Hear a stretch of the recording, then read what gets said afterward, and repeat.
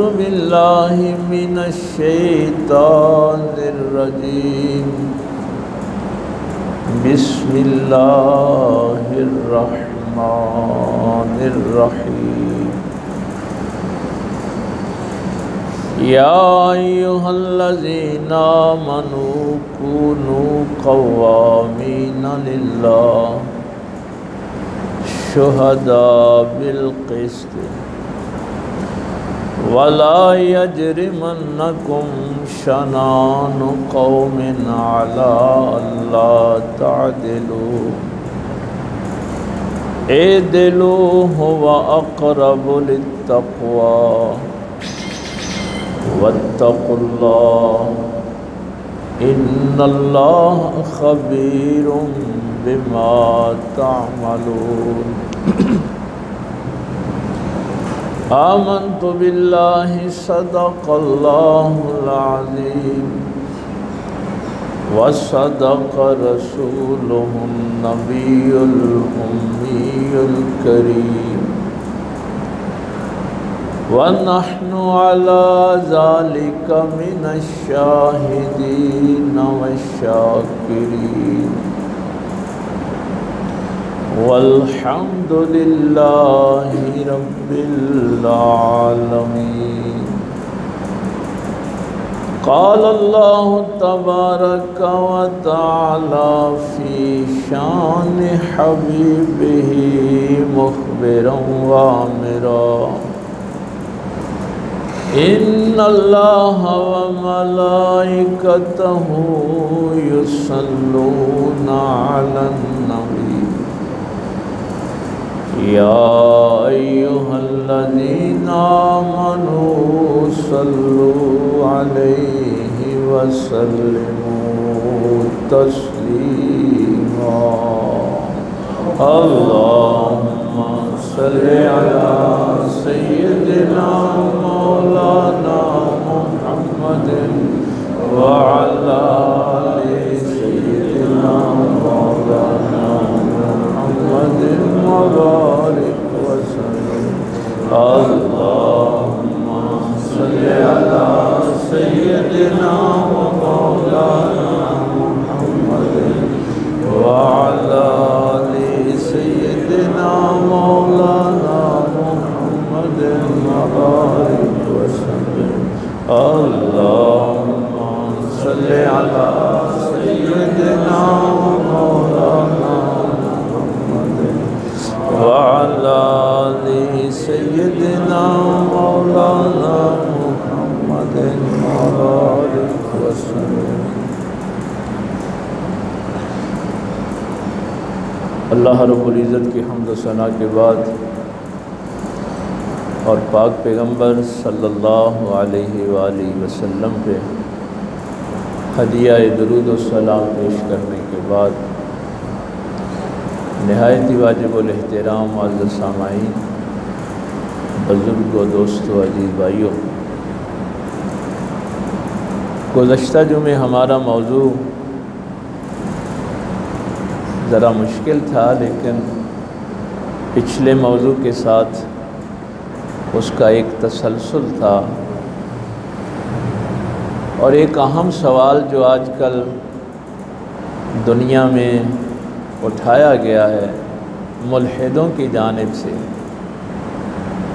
कि जब दुनिया में इतना जुल्म होता है तो अल्लाह उस जुल्म को रोकता क्यों नहीं, अल्लाह मुदाखलत क्यों नहीं करता। तो इसका मतलब है कि अल्लाह नहीं है। तो इन सवालों के जवाब हमने पिछले जुमे दिए थे। आज चूँकि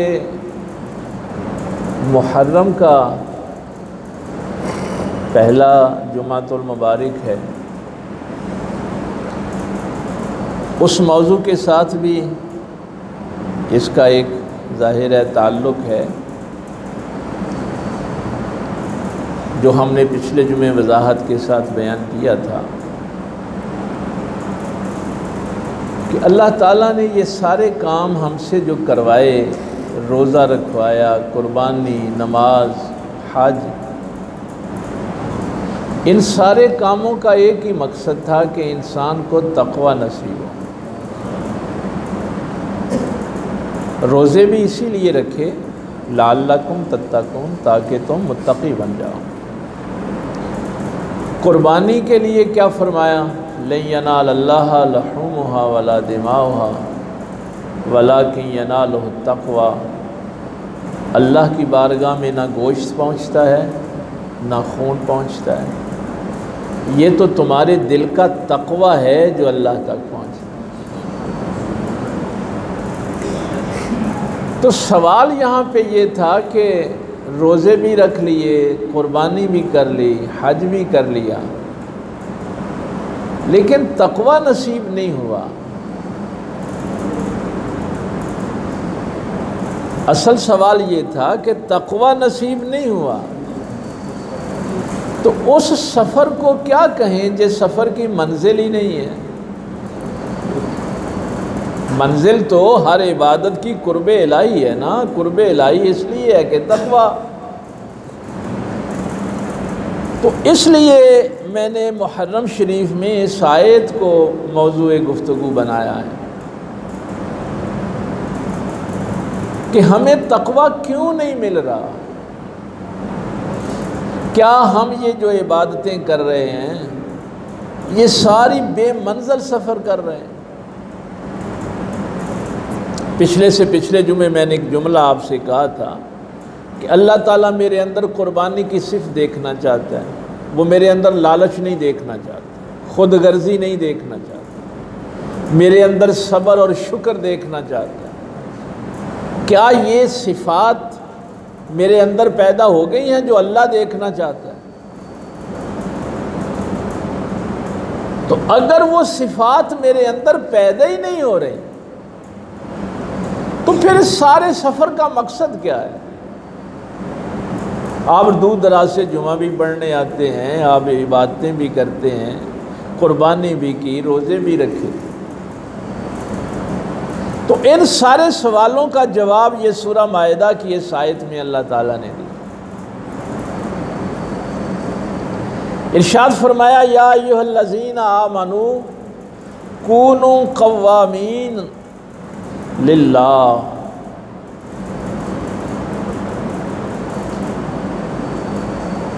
ए ईमान वालो, अल्लाह के लिए अदल पे खड़े हो जाओ।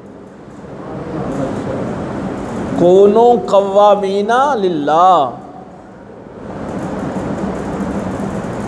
शुहदा बिल क़िस्त। और तमाम अक़वाम आलम के सामने, तमाम दुनिया के सामने, अगर तुम ईमान वाले हो, शुहदा बिल क़िस्त, तो फिर अदल की गवाही लेके तुम खड़े हो जाओ। तुम गवाही दो अक़वाम आलम को। वला यजरिमन्नकुम शनान कौमिन अला अल्ला तादिलू। देखना किसी कौम की दुश्मनी तुम्हें अदल से दूर न कर दे। एदिलू, अदल करो। हुवा अक़रबु लित्तक़वा, ये अदल ही तक़वे के करीब। वत्तक़ुल्लाह, अल्लाह से डरो, अल्लाह के लिए तक़वा इख्तियार करो। इन्नल्लाह ख़बीरुम बिमा तामलून, बेशक अल्लाह ताला ख़बर रखता है जो भी काम तुम करते हो, जानता है तुम्हारे हर अमल। तो एक चीज़ तो इस आयत में ये वाज़े हो गई कि तक़वा अदल के बगैर नहीं मिलता। यानी अगर मैं नमाजी भी हूँ, रोज़ा भी रख रहा हूँ, हाजी भी हूँ, ज़काती भी हूँ, अगर अदल नहीं है तो मुझे तक़वा नहीं मिल सकता।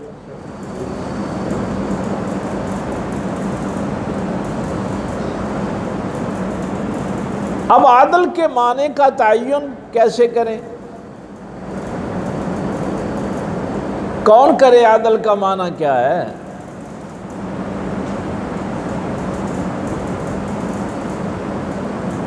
सरकार मौला कायनात सरकार अलीउल मुर्तज़ा शेर खुदा रज़ी अल्लाह ताला अन्हु, आपसे जब पूछा गया तो आपने फरमाया, भाई देखिए इल्म कहाँ है? सरकार ने फरमाया, आना मदीना तो इल्म में, मैं इल्म का शहर हूँ। और शहरे इल्म से ही पूछेंगे ना, तो उस शहरे इल्म का दर जो है वो अली है। आप ये ना कहें कि अली से ही क्यों पूछा, भाई शहरे इल्म के दर का नाम अली है। वालियुन बाबुआ, दर से जाके पूछेंगे ना। तो जब पूछा गया कि अदल क्या है, मौला ने फरमाया कि हर चीज को उसके मुकाम पे रखना अदल है। हर चीज जो है उसको उसकी असल जगह पे रखना। बंदा भी बड़ा कुछ सियाना था, उसने कहा जी ये तो अदल की डेफिनेशन हो गई कि हर चीज को उसके मुकाम पे रखो। तो अक्ल क्या है? अक्ल की डेफिनेशन क्या है? सरकार ने फरमाया वो तो मैंने कर दी, अक्ल की तारीफ तो मैंने कर दी है। जो शख्स उस चीज को उसके मुकाम पे रखे जो उसका है, वही आकिल है।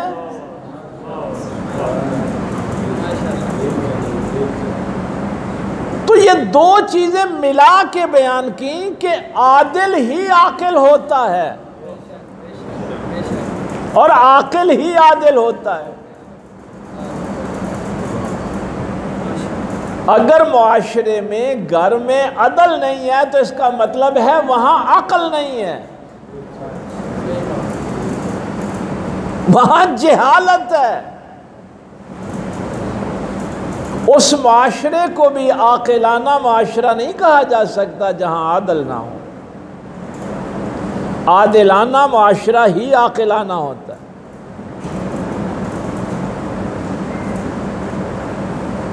अब यहां पे अरबी वालों का वो दूसरा उसूल, अल अशियाओ युरफ़ु बिअज़दादिहा, कि अगर आपने किसी लफ्ज़ का माना सीखना है तो क्या करें, उसके मुतज़ाद को देखें, उसकी ज़िद को देखें। अब हर चीज़ जिसका कोई मुकाम है, अगर आप उसको उसके मुकाम पे रखते हैं तो ये अदल है, और अगर आप उसको उसके मुकाम से हटा दें तो ये जुल्म है। अदल का उल्ट जुल्म ही था ना। तो इसका मतलब है कि जो मुआशरा आदिलाना ना हो वो जालिमाना होता है।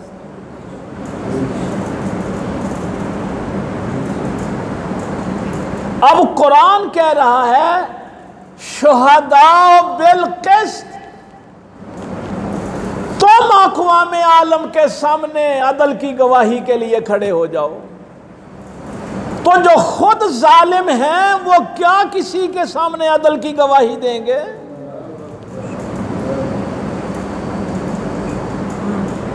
ओ भाई जालिम मुआशरा दुनिया को अदल की गवाही क्या देगा? गवाही क्या जुबान से होती है?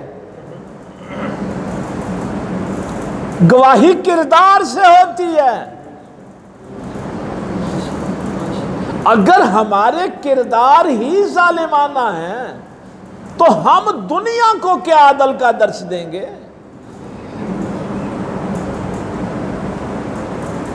इस आयत की तशरीह के लिए मैंने कई दफ़ा आपसे कहा है कि कुरान की बेहतरीन तफसीर वो होती है जो कुरान से की जाए। ये सूरह हदीद की आयत सीख लें, फिर इस पे आते हैं।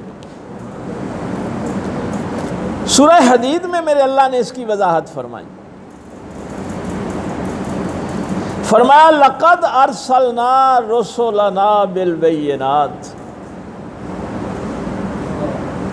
बेशक हमने रसूल भेजे बिलबय्यिनात, निशानियाँ देगी, मोजज़ात देगी।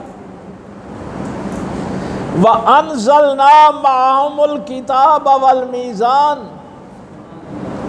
और उनके साथ हमने किताब नाजिल की और मीज़ान नाजिल किया।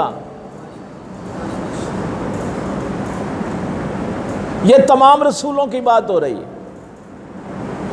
यानी अल्लाह ताला का ये जो निज़ाम है, जो पिछले जुमे मैंने खुदा का निज़ाम आपके सामने रखा था कि हमारे खालिक का तो ये निज़ाम है, तुम्हारे खालिक का को है तो बताओ। इस निज़ाम का जो बड़ा हिस्सा है वो अंबिया और रसूल है। फरमाया हमने नबी भेजे, रसूल भेजे, और उनके साथ किताब। भाई इसको साथ साथ याद करते रहे, मैंने इस आयत को बार बार नहीं दोहराना। व अनज़लना मअहुमुल किताब, और हमने उनके साथ किताब नाजिल की, वल मीज़ान, और मीज़ान नाजिल किया। आप उर्दू में इसका तर्जुमा तराजू करते हैं ना, और इसीलिए तो हमारे सुप्रीम कोर्ट के बाहर भी तराजू बना हुआ है। मीज़ान का माना हम तो अल्लाह ने फरमाया कि हमने रसूल भेजे, किताबें भेजी, मीज़ान भेजा।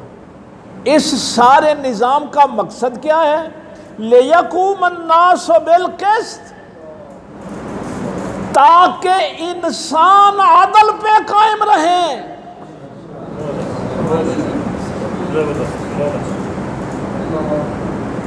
इस सारे निज़ाम का सिर्फ एक ही मकसद है, लियक़ूमन्नास। यहाँ ईमान वालों की भी बात नहीं है, इंसान कायम रहें अदल पे। जिस चीज का जो मुकाम है उसको उसके मुकाम पे रखें। अब ये तराजू नहीं समझना, ये जो आपका लोहे का तराजू तकड़ी होती है, ये कुरान में कहीं नहीं आया कि एक लोहे के मीज़ान किताब के साथ थी कि इसके ऊपर इधर उधर कर लो। इस मीज़ान की बस आज आपने एक बात समझनी है। यहां ये बात भी वाज़ेह कर दी कि सिर्फ किताब से अदल नहीं हो सकता।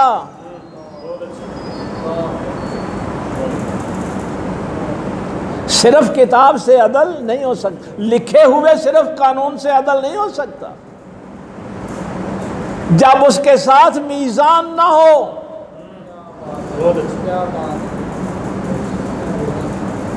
इसीलिए तो मेरे पैगंबर भी जब गदीर का खुतबा इरशाद फरमाते हैं तो ये नहीं कहते कि मैं सिर्फ किताब छोड़ के जा रहा हूं, अना तारिकुन फीकुम मुस्सक़लैन, मैं दो भारी चीजें तुम्हारे दरमियान छोड़ के जा रहा हूं। अहदुहुमा किताबुल्लाह व इतरती, एक मेरी अल्लाह की किताब और दूसरी मेरी अहले बैत है।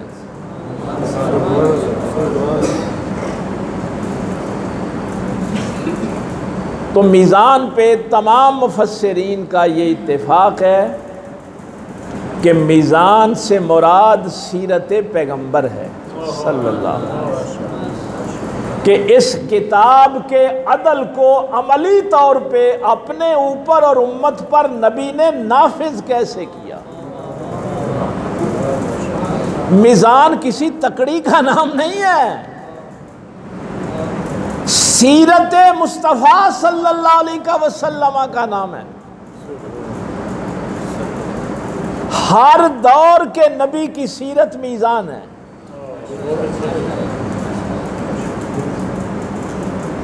आज सिर्फ इतना आपने याद रखना, अल्लाह फरमाता है कि हमने नबियों पर किताब भी नाजिल की और मीज़ान भी नाजिल की। किताब से कवानीन पढ़ो और उन कवानीन पे पैगंबर ने अमल कैसे किया, मीज़ान वो देख लो।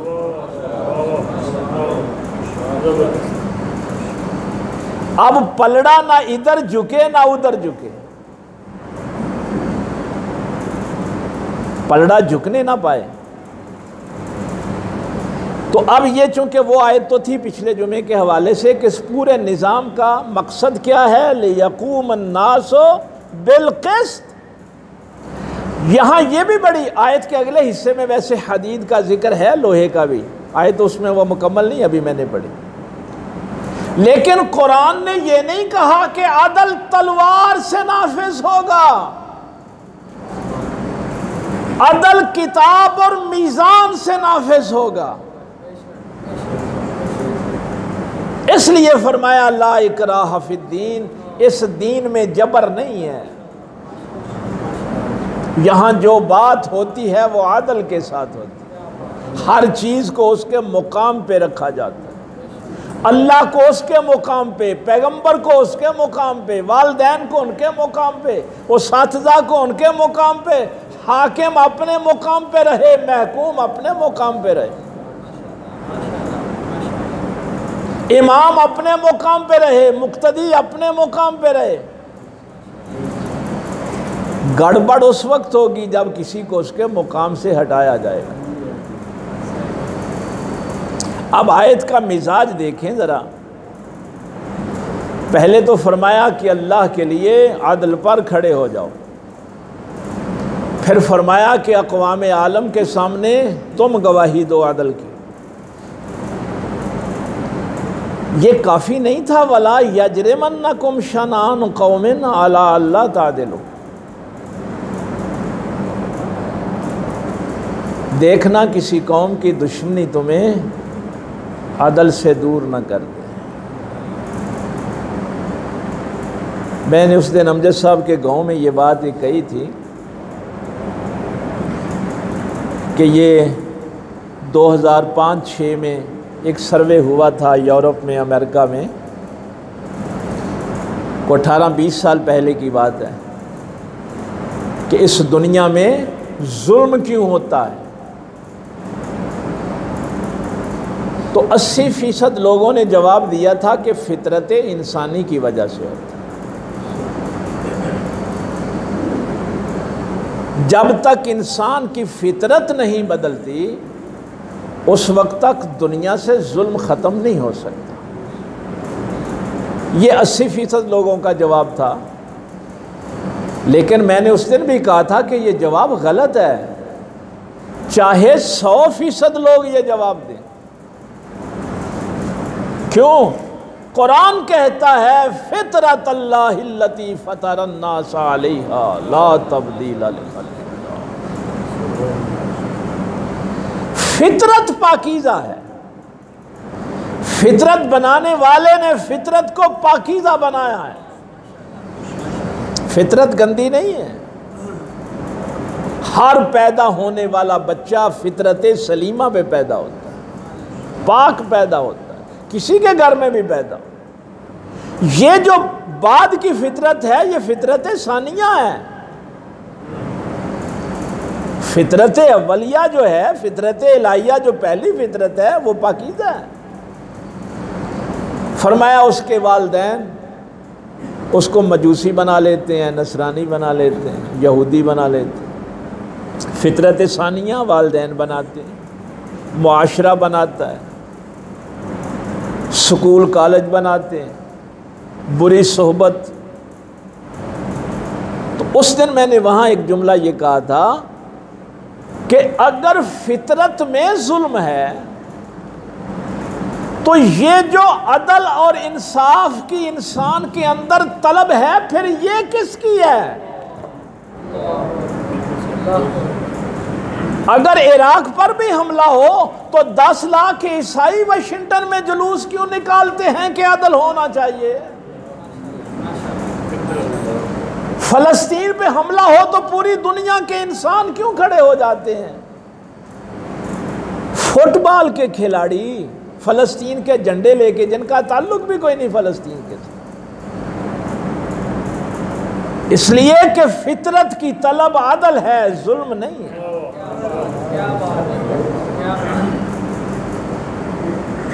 फितरत में जुल्म नहीं अल्लाह ने रखा। आज बस इस जुमले को समझ लें, वला यजरिमन्नकुम शनानु कौमिन अला अल्ला तादिलू, देखना किसी कौम की दुश्मनी तुम्हें आदल से दूर न कर दे। अगर आप हाजिर हैं तो मैं जुमला कहूं, कुरान ने कहा जुल्म की वजह फितरत नहीं दुश्मनी है। तो हम जुल्म फितरत की वजह से नहीं करते, दुश्मनी की वजह से करते हो। वरना कुरान ये कहता कि अपनी फितरत जो है उसको बदलो। क्या फरमाया? देखना किसी कौम की दुश्मनी तुम्हें अदल से दूर न कर। क्या इतना जुमला काफी नहीं था? लेकिन फिर फरमाया ए दिलो अदल करो। कितनी अहमियत है अल्लाह के नजदीक इसकी। फिर फरमाया हुवा अक़रबु लित्तक़वा, ये अदल ही तक़वे के करीब है। तो अगर अपने आप बैठ के अपनी ज़ात पे गौर करें कि अगर मुझे रोज़े नमाज हज ज़कात से तक़वा नहीं मिल रहा, कुर्बे इलाही नहीं मिल रहा, तो फिर कुरान कहता है कि कहीं ना कहीं तेरे अंदर जुल्म मौजूद है। जुल्म शर है ना, अदल खैर है। तो जब तक वो शर तेरे अंदर मौजूद है तुम्हें तक़वा नहीं मिल सकती। तो अदल क्या है? आज सिर्फ हमने इसकी डेफिनेशन जो समझी, अदल ये है कि हर चीज़ को उसके मुकाम पे रखो। ये सवाल मैं आज आपके लिए छोड़ के जा रहा हूँ, इस पे गौर करना। अगले जुमे फिर अल्लाह ने वक्त दिया तो देखेंगे।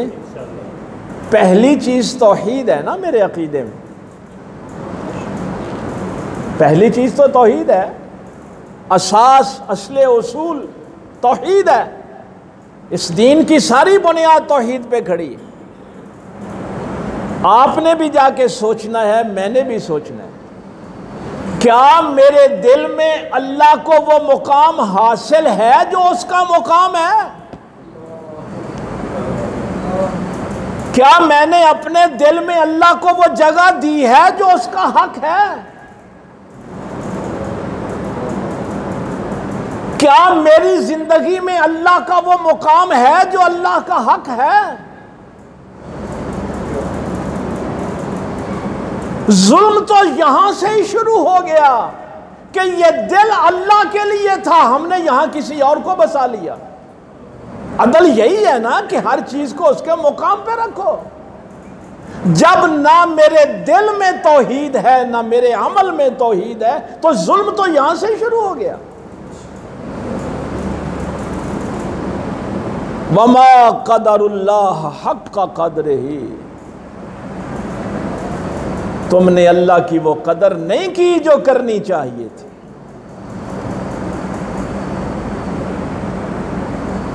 नहीं कदर की अल्लाह की। तुमने दूसरी चीजों से वो मोहब्बत की जो अल्लाह से करनी चाहिए थी। मेरे सारे रिश्ते जीत जाते हैं। एक तरफ मेरी बीवी की मर्जी, एक तरफ अल्लाह की मर्जी। मेरी बीवी की मर्जी जीत जाती है, अल्लाह की मर्जी हार जाती है।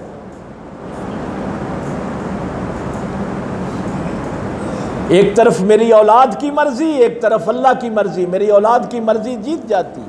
ये मुकाम दिया हमने जिंदगी में अल्लाह को। कई दोस्तों से मैं पूछता हूं, वो शादी हो रही है, कंजर खाना लगा की करिए जी, फिर बच्चियां जी खुशी। अल्लाह नाराज होता है तो हो जाए। मेरे दोस्त की मर्जी जीत जाती है, अल्लाह की मर्जी हार जाती है। आज सिर्फ ये सवाल है इस उम्मत के लिए कि क्या मैंने अपने अल्लाह को उस मुकाम पे रखा जिस मुकाम का अल्लाह हकदार है।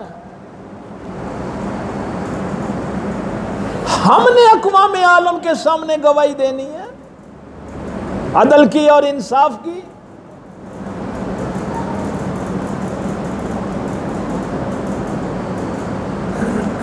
ये करबला वालों ने गवाही दी, अपने किरदार से गवाही। अक़वाम आलम के सामने ऐसी गवाही दी, आज भी पूरी दुनिया, वो मुस्लिम हो या गैर मुस्लिम हो, वो कहते हैं कि ये हो ही नहीं सकता। अल्लाह है, इस पे सबसे बड़ी दलील वाक़या करबला है। अगर अल्लाह ना होता तो हुसैन इतनी बड़ी कुर्बानी दे ही नहीं सकता था।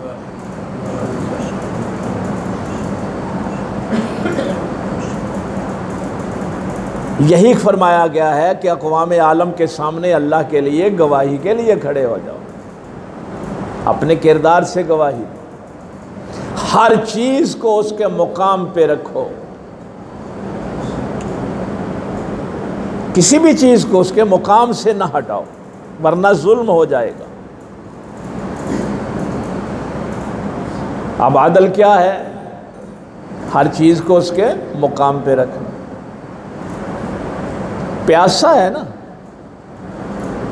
तो पानी का मुकाम क्या है कि उस प्यासे को पानी पिलाया जाए।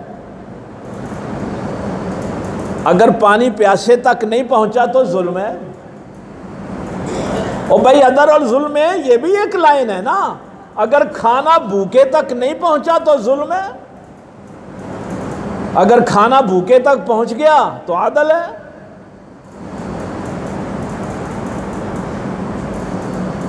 अब ये जुमला मैंने कहा कि आज सिर्फ आपने इसी पे गौर करना, देखना किसी कौम की दुश्मनी तुम्हें अदल से दूर न कर।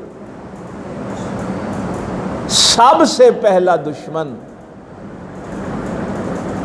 जिसने सरकार इमाम आली मुकाम को रास्ते में रोका, 1000 का लश्कर है इसके पास, हुर बिन यजीद अर्रियाही।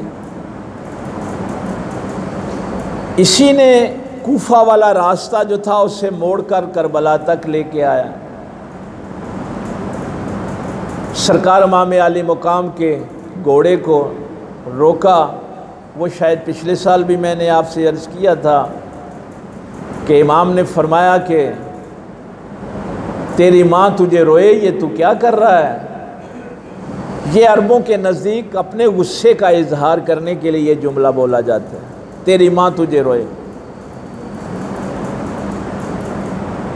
तो हुर ने एक जुमला कहा था, उसने कहा हुसैन मैं भी तुझे ये जवाब दे सकता हूँ, लेकिन ये मैं जवाब दे इसलिए नहीं रहा कि तेरी माँ फातिमा है, तेरी माँ सय्यदतुन निसाउल आलमीन है, तेरी माँ खातून जन्नत है, इसलिए मैं ये जुमला नहीं कह सकता।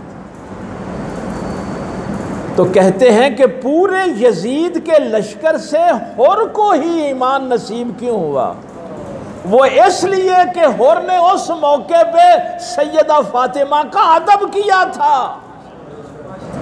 एहतराम किया था। अहले बैत अतहार का एहतराम करने वाला इस दुनिया से बेईमान नहीं मर सकता। ये मेरे पैगंबर की आल को अल्लाह ने शर्फ दिया है। 10 मुहर्रम को अपने बेटे को लेके सबसे पहले यही हाजिर हुआ था, दोनों हाथ बांधे हुए, बड़ा जरी है, बहादुर है, 1000 बंदे का अकेला मुकाबला करने वाला,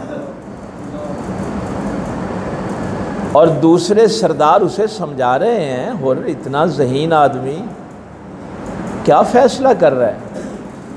हुसैन की तरफ भूख है, प्यास है, इधर दुनिया की आसाइशें हैं, इनामात हैं, जागीरें हैं, ये सब कुछ छोड़ के किधर जा रहा है।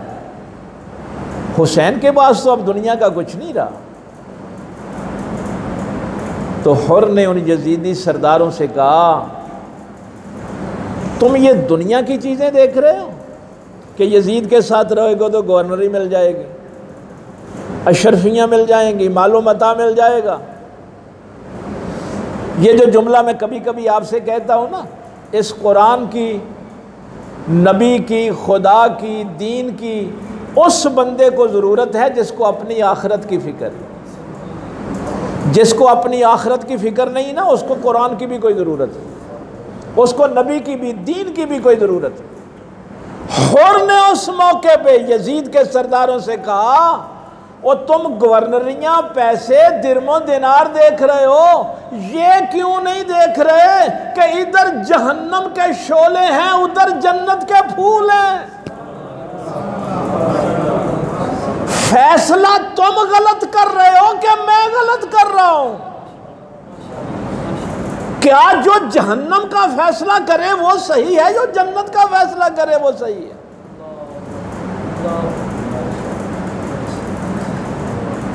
अब हुर ने किसी और से अदल नहीं किया, अपने वजूद से अदल किया,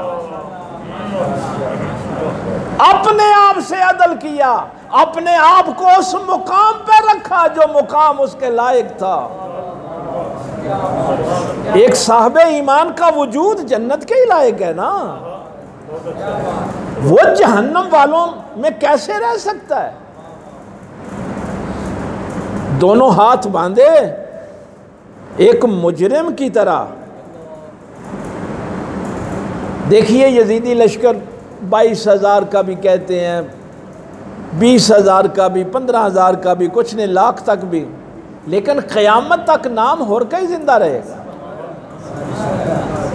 जिसने अदल का फैसला किया। उसको भी पता है कि मेरा घर जला दिया जाएगा, मेरी औरतों को कैदी बना लिया जाएगा, मेरे बच्चे मार दिए जाएंगे। हुर को पता है इन सारी बातों का, लेकिन इतना बड़ा फैसला कि ये जो कुछ भी है दुनिया ही बर्बाद हो रही है ना।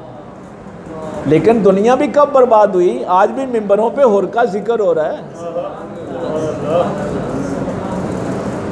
आज भी किस शान से हुर का जिक्र होता है।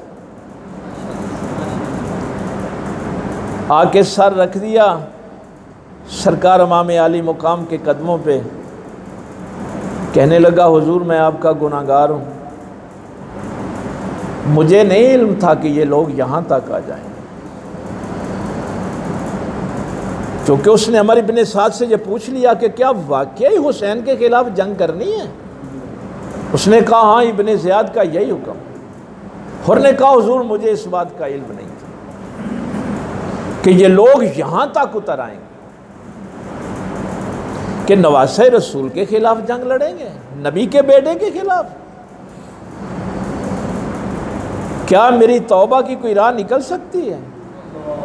मुझे माफ़ी मिल सकती है? ये बड़े करीम लोग होते हैं, बड़े लजपाल लोग होते हैं। सरकार ने उसकी दिलजोई के लिए फरमाया अपना चेहरा तो दिखाओ, तुम हो कौन? जैसे इमाम उसे पहचानते ही नहीं हैं।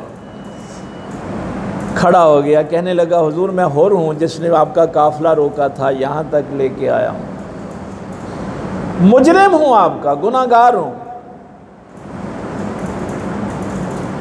क्या जुमला इरशाद फरमान तहुर्रुम मिनन्नार। इमाम अली मुकाम ने फरमाया तेरी माँ ने तेरा नाम हुर रखा है। हुर का माना है आज़ाद। अंता हुर्रुम मिनन्नार, और तू नबी के बेटे के दरवाजे पे आ गया है, जहन्नम से ही आज़ाद हो गया।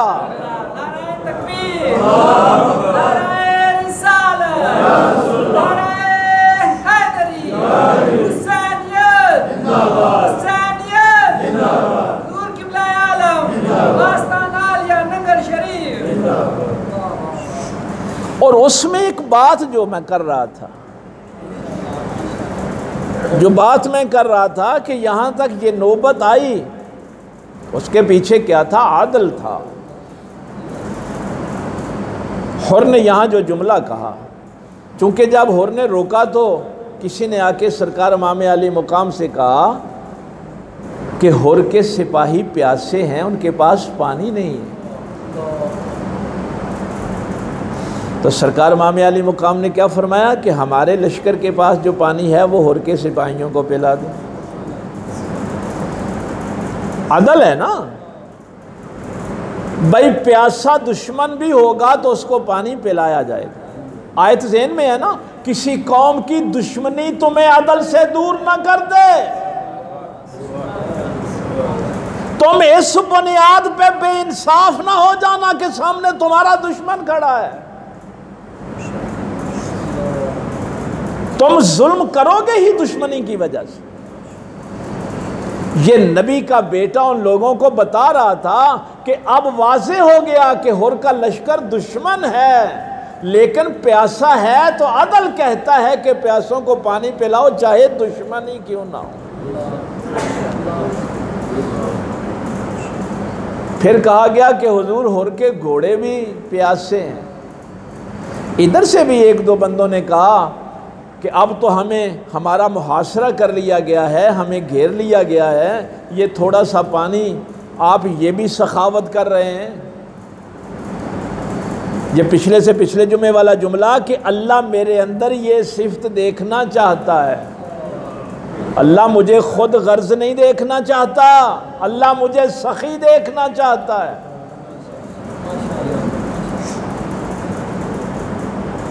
सरकार ने फरमाया बाकी जो पानी बचा है हुर के घोड़ों को भी पिला दो। भाई अदल करना है ना, जो भी मखलूक खुदा है, ये नहीं कि सिर्फ इंसान प्यासे होंगे तो पानी पिलाया जाएगा। अगर जानवर प्यासे हैं तो पानी उन तक भी पहुंचाया जाए। सरकार खामे से बाहर निकले तो एक घोड़े के सामने से पानी ऐसे करके ना पीछे कर लिया गया। तो सरकार गुस्से में आए, आपने फरमाया तुझे नहीं पता कि जानवर एक दफ़ा जी भर के पानी नहीं पीता। अब हुर हाथ बांध के खड़ा था और कह रहा था आका मुझे नहीं पता था कि ये लोग इस हद तक आ जाएंगे कि आपकी कत्ल का इरादा रखते हैं। तूने तो मेरे घोड़े भी प्यासे नहीं रहने दिए थे, हम तेरे बच्चों तक पानी नहीं पहुंचा रहे। ये है कुरान कह रहा है कि तुम अक़वाम आलम के सामने अदल की गवाही के लिए खड़े हो जाओ। ये ना देखो सामने दुश्मन खड़ा है। तो क्या मुकाम पाया हुर ने, इस दुनिया में ही जन्नत की गवाही सरकार इमाम अली मुकाम ने अता फरमाई। अब वक्त हो गया है। सबसे पहले जो करबला में शहीद हुआ वो इसका बेटा था।